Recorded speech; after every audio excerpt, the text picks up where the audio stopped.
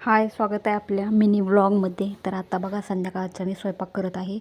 भाजी काय करायची हा विचार करत असताना लक्षात आलं की अळूची पानं भरपूर घरात आहे. तर मी आज पहिल्यांदा ट्राय करत आहे अळूचे फदफद. आता मला माहीत नाही कसं होते, काय होते, पण करते ट्राय. तर सर्वप्रथम मी अळू चिरून घेतलेले आहे आणि हरभऱ्याची डाळ मीठ टाकून शिजवून घेतलेले आहे. आणि ही बघा, अशी माझी भाकरी टम फुगलेली आहे. कोणाकोणाची भाकरी अशी टम फुगते नक्की मला सांगा. तर ही बघा, आता मी भाकरी भाजून घेते आणि भाकरी भाजली की डायरेक्ट मी तव्यामध्ये ठेवते, कारण आमच्या सासूबाईंना कडक भाकरी लागल्यात ते. आणि आता आलेलं आहे आमच्या इथं विमान.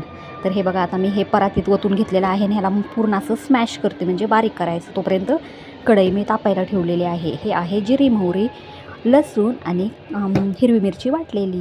मी जिरी मोहरी एकत्रच करून ठेवते, कारण ते सारखे सारखे वेगवेगळे डबे कुठं घेत बसायचं, त्यामुळं एकत्रच दोन्ही मिक्स करते. आणि हे बघा, मी अशी आता ही बारीक करत आहे. अशा प्रकारे हे आता मी पूर्ण स्मॅश केलेलं आहे, तांब्याने केलेलं आहे.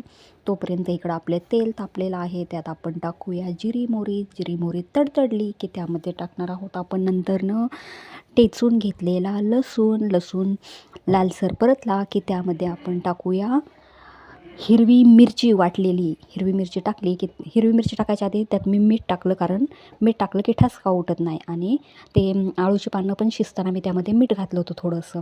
तर हे बघा, आता हिरवी मिरची टाकून चांगलं परतलं की त्यामध्ये आपण नंतरनं घालायचे हळद टाकली की आपण जे आता ते केलेलं होतं अळूचं, तर ते टाकायचं आणि एक मस्तपैकी अशी चांगली उकळी येऊ द्यायची.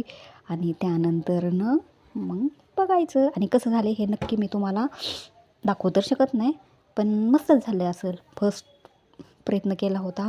आणि तुम्हाला कसं वाटलं? आणि हे बघा, आता तव्यामध्ये भाकरी कशी कडक झालेली आहे, मस्त. व्हिडिओ आवडला असेल तर लाईक करा.